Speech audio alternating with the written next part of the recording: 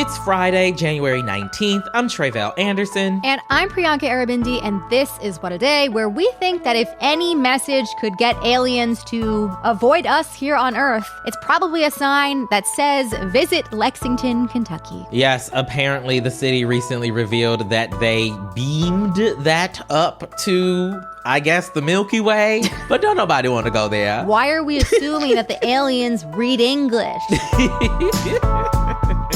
On today's show, the Justice Department delivered a scathing report about the 2022 school shooting in Uvalde, Texas. The law enforcement response at Robb Elementary School on May 24th, 2022, and in the hours and days after, was a failure that should not have happened. Plus, Congress came together under the wire yesterday to avoid another government shutdown. But first, the twists and turns of the Georgia election interference case against Donald Trump are twisting and they are turning, okay? I hope your wigs are pinned down tight. Priyanka, you ready? Yeah, same goes for those aliens that are passing by Earth. Hold them down. Listen up, because Fulton County District Attorney Fani Willis might be in some hot water, and that could definitely jeopardize her attempt to hold Trump and his 14 co-defendants responsible for their illegal foolishness last presidential election cycle. The judge overseeing the case has now scheduled a separate hearing next month to suss out the validity of some misconduct claims directed at Fani Willis and her lead prosecutor on the case, Nathan Wade. Okay, so these claims have been percolating for about a week now, but tell us more about this. Is there any validity to them? Yeah, so one of Trump's co-defendants is Mike Roman. Mike Roman was one of his campaign aides, okay? Last week, Roman and his lawyer accused DA Willis of having a personal relationship with her lead prosecutor. They also said that she's been benefiting from whatever it is that the prosecutor is getting paid because apparently the pair went on multiple cruises and trips together that Nathan Wade paid for. What they're trying to say here is that there's some fraud going on or some unethical behavior or at minimum a conflict of interest.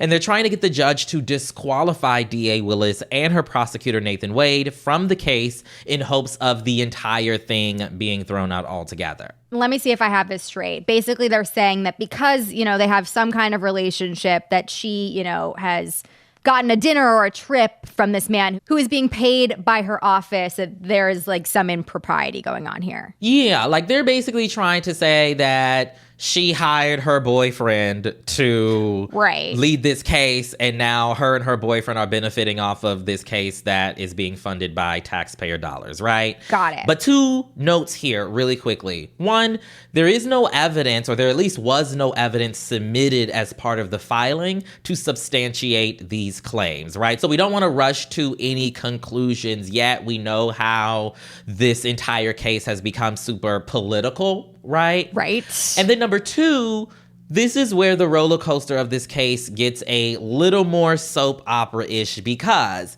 the way that Roman and his lawyers say that they know this information to be true is because Nathan Wade, the prosecutor, is currently in the middle of a divorce. And it's not one of the good divorces, okay? Not a conscious uncoupling. It is not a conscious uncoupling, okay? Got it. And so Roman's lawyer told the Washington Post that she's seen records from Wade's divorce case that substantiate her claims, but that she hasn't submitted those records because they have since been sealed by a judge.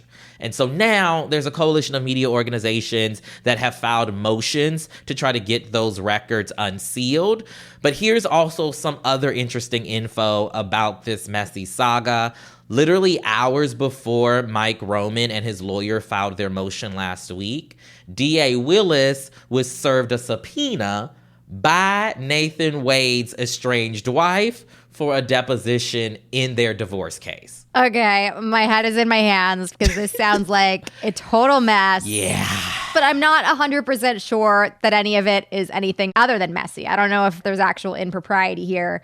I suppose that's not for me to decide, but has DA Willis responded to any of this yet? Well, so her lawyers have said that they'll respond to everything in court, that they wanted to just focus on it in that way. But this past Sunday, DA Willis actually spoke at Big Bethel AME Church in Atlanta. She gave a 35-minute long speech from the pulpit that started off being about Martin Luther King Jr. because, it was his birthday coming up. But then she started reading aloud this letter she said that she wrote to God about this moment in her life. And I'm going to share some bits of what she says in that letter because, it applies, okay? All right. Let's start with this first clip of her talking about accepting what she saw as a calling for this role and not knowing what would land in her lap. God, you gotta be kidding. 7 of the highest profile cases in the United States gonna land right here? No, please make it stop. God, you forgot to mention that my life and the life of my family would be threatened so regularly. I now think it's not normal if I don't have 2 death threats a week. God, you did not tell me that people would call me the N-word more than they call me Fani. You did not tell me as a woman of color, it would not matter what I did. My motive, my talent, my ability, and my character would be constantly attacked. You did not tell me that the people would think they required of me perfection and flawless. God, why would you send this imperfect and very flawed woman to that position? Clearly wrestling with a lot here. A lot is on her plate. Absolutely, right? And we've spoken a little bit about the pressures, right, that she as a Black woman is facing in this role at this time. Totally. Dealing with, all of the foolishness that comes with it. There's a second clip I want to play where she starts talking about the election interference case a little bit more directly and folks questioning her decisions. I appointed 3 special counsel, as is my right to do. Paid them all the same hourly rate. They only attacked 1. I hired 1 white woman, a good personal friend and great lawyer. A superstar, I tell you. I hired 1 white man, brilliant, my friend, and a great lawyer. And I hired 1 Black man, another superstar, a great friend, and a great lawyer. Oh Lord, they gonna be mad when I call them out on this nonsense. First thing they say, oh, she gonna play the race card now. But no, God, isn't it them who's playing the race card when they only question 1? Isn't it them playing the race card when they constantly think, I need someone from some other jurisdiction in some other state to tell me how to do a job I've been doing almost 30 years. And then I've got one final clip here where, I like to say she really starts feeling her oats in the great tradition of a Black pastor. Lord, I'm just asking, is it that I, because of the shell you chose to put me in, will never be qualified in their eyes to make the decisions the voters put me here to make? Lord, never mind your flawed, imperfect servant has composed a team that wins, wins, and wins. Never mind, Lord, that this leader has a trial conviction rate of 95%. Never mind, Lord, that the trial team this lawyer put together has a conviction rate of 95%. Never mind, Lord, that the appellate rate of my office is 96%. And so she basically goes on to basically say that, she knows what she's doing and these forces, right, are working against her. Right. I gotta hand it to her. I feel like everyone sitting in that church probably has such a good understanding of everything she is trying to do. She broke it down so incredibly clearly and everything that she is up against. She also, as you mentioned, lining up a solid backup career if this isn't working out for her. Clearly could be up there. But anyways, what comes next in this story? Yeah, so there are a number of hearings set over the next month or so that will impact how all of this shakes out. There's literally one every week. There's the divorce hearing and whether DA Willis will have to testify. She's trying to block that subpoena, by the way. Her lawyer Thursday actually accused the estranged wife of conspiring, quote, to use the civil discovery process to annoy, embarrass, and oppress District Attorney Willis. So that's going to be interesting in and of itself. Also, we have the hearing about whether or not the divorce records will be unsealed and the, alleged proof of the allegations that are there. And then there is the hearing on the misconduct allegation and attempts to dismiss the election interference case by Mike Roman. All of this is before Donald Trump even has to face the music for his specific role in all of this. So y'all can expect, a few different updates to come over the next couple weeks. Oh, yes. We will be on it right now. Just messy, messy, messy. But thank you so much for getting us up to speed and breaking it all down. Now switching to another big story. After a nearly 2-year-long investigation, the Justice Department released a 575-page report yesterday on the failures of the police during the 2022 massacre at an elementary school in Uvalde, Texas. As many of you may remember, back in May of 2022, an 18-year-old gunman in Uvalde killed 19 children and 2 teachers while police officers took a whopping 77 minutes to confront him. That was time during which the gunman held his victims inside a classroom at Robb Elementary School. It has become known as one of the worst school shootings in the history of this country and by extension, the world, because this is the only country where mass shootings at schools like this happen, as well as a colossal failure on the part of law enforcement. Take a listen to Attorney General Merrick Garland speaking about this new report yesterday. The department's review concluded that a series of major failures in leadership, in tactics, in communications, in training, and in preparedness were made by law enforcement leaders and others responding to the mass shooting at Robb Elementary. As a result, 33 students and 3 of their teachers, many of whom have been shot, were trapped in a room with an active shooter for over an hour as law enforcement officials remained outside. I mean, it's horrific to comprehend. If you or anyone you knew was in that same situation, you would be completely outraged, as are so many of the families and community members in Uvalde.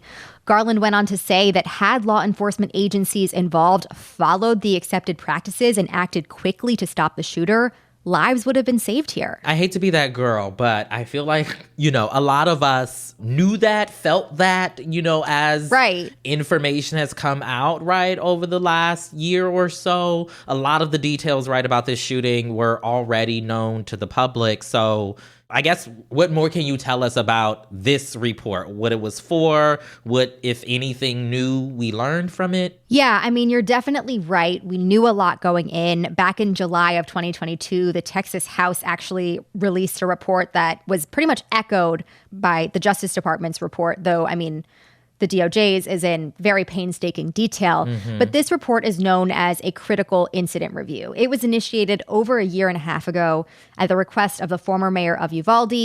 And its goal was to find out what went wrong here and to offer recommendations to improve policing both in Uvalde and everywhere else.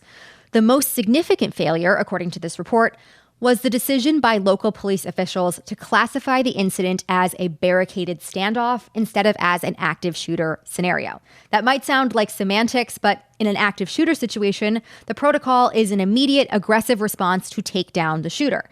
A barricaded standoff is more of a negotiation situation, which this clearly wasn't. That was a decision by the now former school police chief, Pete Arredondo, who was heavily scrutinized in this report. This report named him as the de facto person in charge and one who consistently made the wrong decisions that delayed the confrontation with the gunman, though it is important to note that several state law enforcement officers on the scene also didn't do anything to directly confront the shooter any sooner. That was really a consistent through line among so many of the people who were present there that day. Yeah, so the idea here, is that if local authorities acted with more urgency, things might have turned out differently here. Makes perfect sense to me. Right. The report didn't, parse it out and say explicitly that that's what have happened. But according to Garland, the main takeaway from the investigation is that officers who respond to an active shooting scene need to immediately enter the room to stop the shooter with whatever they have at their disposal. The report found that the officers there wasted a bunch of time waiting for keys to classrooms or shields or more highly trained officers to show up, when what they should have been doing was confronting the shooter and getting the kids and the teachers he shot and the people who were in danger because they were trapped in that classroom with him away from the scene. And had that happened sooner, had people been able to get out, get treatment sooner, more people might have lived. Yeah. And you mentioned that Arredondo is no longer an officer. Right. What actions have been taken against the law enforcement officials who contributed to the failure here? Yeah, several former police officers in Uvalde, including Arredondo, as well as the acting Uvalde police chief that day, Mariano Pargas, have already resigned or been fired. But there haven't been any criminal charges against any of the nearly 400 officers who were involved at this point. This report by the DOJ didn't consider criminal wrongdoing, but the local DA in Uvalde actually has an open criminal investigation into this. She has for quite a while now. Many people expected a grand jury to convene for that before the end of last year, but the investigation actually ended up stretching into this year, and a lot of people, including many members of victims' families, are really not happy about that delay. In Uvalde itself, the community has really been shaken to its core. I mean, such a traumatic event, but they remain a bit more split than you might expect. Last November was the first mayoral race since the shooting, and locals ended up electing a man who had previously served as the mayor years prior over a woman who has called for tougher gun laws since her daughter was killed at Robb Elementary. At the federal level, in the wake of Uvalde, Congress did expand background checks on people under 21 who try to buy guns. They provided funding to states to expand red flag laws, and they gave them more money to improve mental health services. And that bipartisan legislation is considered the most sweeping measure to prevent gun violence in 30 years. But we still don't have an assault weapons ban. There is still alarmingly frequent gun violence in schools and college campuses all over the U.S. pretty much. And there is still so much more that we have to do. More on all of this soon, but that is the latest for now. We'll be back after some ads.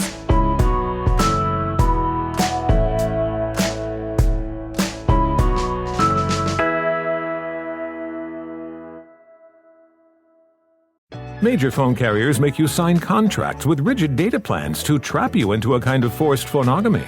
Sounds pretty insecure if you ask me. At Consumer Cellular, we believe in a more consensual and healthy form of phonogamy, free of contracts and more flexible to your data needs. This way, you stick around not because we force you to with contracts and fees, but because you love our phone plans. Like ardently love our phone plans. Phonogamously. Consumer Cellular. When freedom calls, we're here to answer. Call us at 1-888-FREEDOM. This show is sponsored by BetterHelp. It's easy to get stuck on how you want to change in the new year instead of what you're already doing right.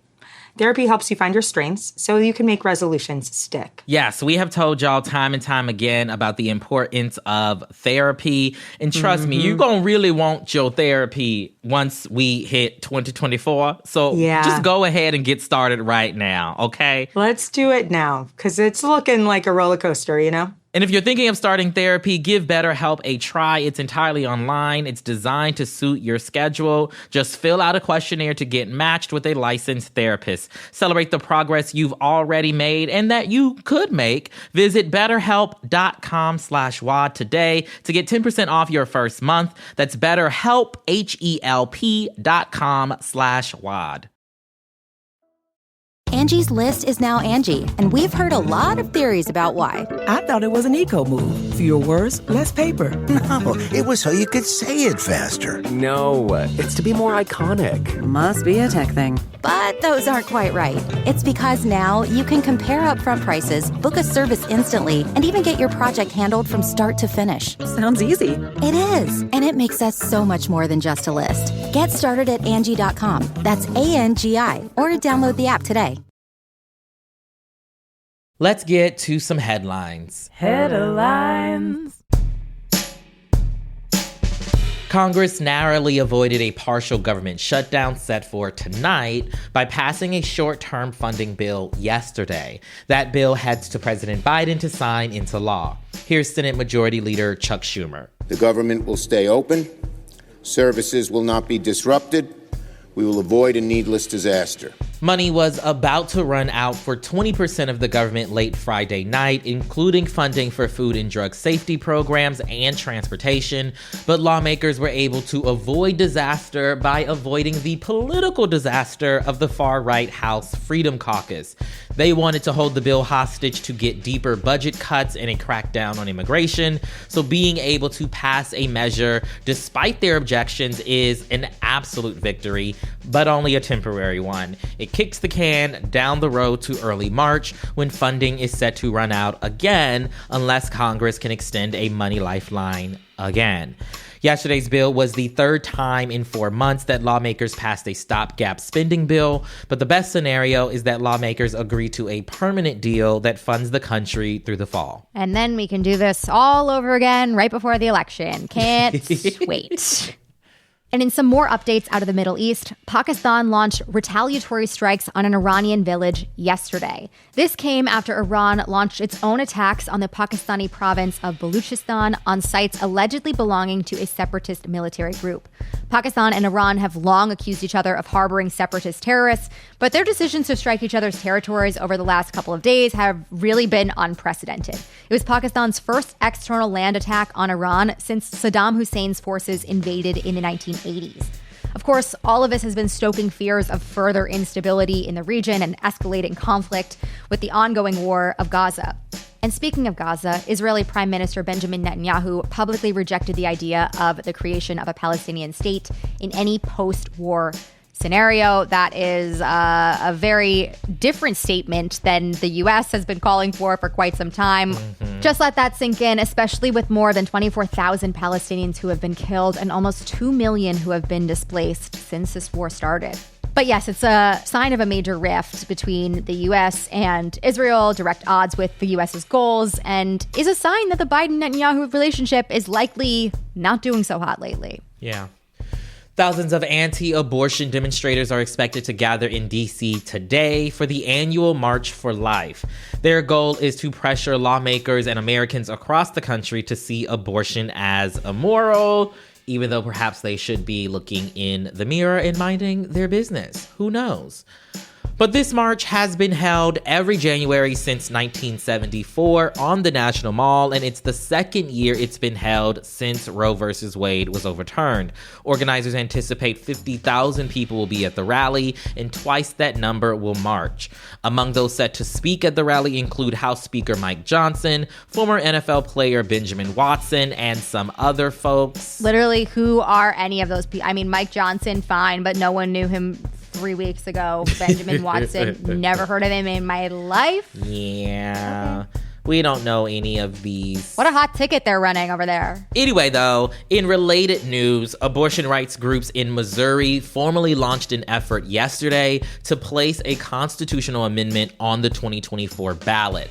They want to enshrine abortion rights in the Missouri Constitution. They've started collecting signatures and hope to reach 172,000 by May 5th to qualify. It's worth noting that in the months since Roe was overturned in June of 2022, abortion rights advocates have won every single race in which abortion has appeared directly on the ballot. And so, we will put a link to the effort in our show notes so that those of you in Missouri can get involved. Absolutely. Do it. Get involved. And to all of these people who are going to be out and about in Washington, D.C. this weekend, I just took a look at the forecast and knock yourself out, I guess. A trans candidate for Ohio State House was cleared to run yesterday after Republicans tried to get her off the ballot. To catch you up on the back and forth here, Ariane Childry is running to represent Mercer County in the State House this year. She was certified to be on the ballot for the March primary, but Republicans filed a complaint with her county's Board of Elections, arguing that she shouldn't be allowed to run because she changed her name back in 2020 after she transitioned. They argued that Childry violated a state law that candidates for office must list any name changes over the past 5 years on their paperwork. But the Board of Elections announced yesterday that they would not take any action on the complaint. Childry isn't the only trans Ohioan facing Republican-backed challenges to their campaign. 3 other candidates for the state's legislature have had the same obscure law used against them. Most recently, Vanessa Joy, a trans woman who hoped to represent Stark County, was removed from the ballot after election officials sided with Republicans on the very same issue. But trans candidates aren't backing down. Even if Republicans were successful in forcing Childry to reveal her dead name, she says she would have done it even if it meant sacrificing her comfort. She told the Associated Press, quote, "At the end of the day, while it would have been a hit to my pride, there is something much more important than my pride, and that's fighting for this community." What's particularly absurd about this headline is that this law that they're trying to apply here, literally no one has heard of it. No one. Even folks in the government are like, oh, okay. It's all a little telling to me. It's wild. It is wild. And finally, the NFL has announced the 3 artists who will perform at the pregame of this year's Super Bowl in Nevada. And their picks are interesting, to say the least. According to a joint statement between the league and Rock Nation, country superstar Reba McEntire will deliver the national anthem, while R&B singer and actress Andra Day will perform Lift Every Voice and Sing, and we love that for them. But joining them is rapper Post Malone, who is slated to sing, or maybe rap sing, I'm not quite sure, America the Beautiful, which... Listen. That's not an easy song. Not an easy song, but I guess it doesn't matter anyway, because all 3 of them are essentially opening up for Usher, baby, you know, the headliner for the Super Bowl halftime show on February 11th. But this is a particularly... head-scratching decision. Yeah. I should also say, I don't know that Beloved's music to even know if he has the range for it. But I assume he does because they selected him. Listen, no disrespect to Post Malone. He has some bangers, as the kids might say. But, like, I just don't know if his musical stylings are the best fit for America the Beautiful. Listen, he can't be any worse than Flavor Flav singing the Star Spangled Banner or Fergie and whatever it was she did that one time. Okay. Bring back Fergie. I mean, give the people what they want. And those are the headlines. One more thing before we go. What happens when one of China's most prominent human rights activists escapes house arrest in China, lands in America as a hero of freedom and democracy, then somehow reemerges a few years later as an avid Trump supporter? This is the story of Chen Guangchang. In Crooked's newest podcast, Dissident at the Doorstep, hosts Allison Clayman, Colin Jones, and Yang Chang tell the story of how a person can become a symbol for American values and what happens to them next. The next episode launches tomorrow. Listen to episodes 1 and 2 out now. New episodes of Dissident at the Doorstep drop every Saturday in the Pod Save the World feed, wherever you get your podcasts. That is all for today. If you like the show, make sure you subscribe, leave a review, more sitcom stars for the Super Bowl, and tell your friends to listen. And if you're into reading and not just intergalactic travel ads like me, What a Day is also a nightly newsletter. Check it out and subscribe at crooked.com/subscribe. I'm Priyanka Arabindi. I'm Tre'vell Anderson. And vacation anywhere else, aliens. Listen, they want them in Lexington, Kentucky. I don't know if I have a problem with them going. I just don't know if a sign in English is the right way to get them. I don't think they want to come to this rock at all. Go to one of the other ones. You know, it's not even about Lexington, Kentucky. That's fair. That's fair. It's not you. It's them. What a Day is a production of Crooked Media. It's recorded and mixed by Bill Lance. Our show's producer is Itzy Quintanilla. Raven Yamamoto and Natalie Bettendorf are our associate producers. And our showrunner is Leo Duran. Our theme music is by Colin Gilliard and Kashaka.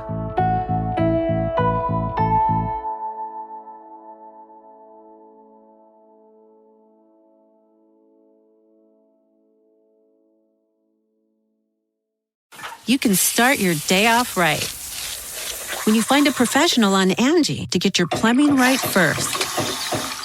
Connect with skilled professionals to get all your home projects done well. Visit Angie.com. You can do this when you Angie that.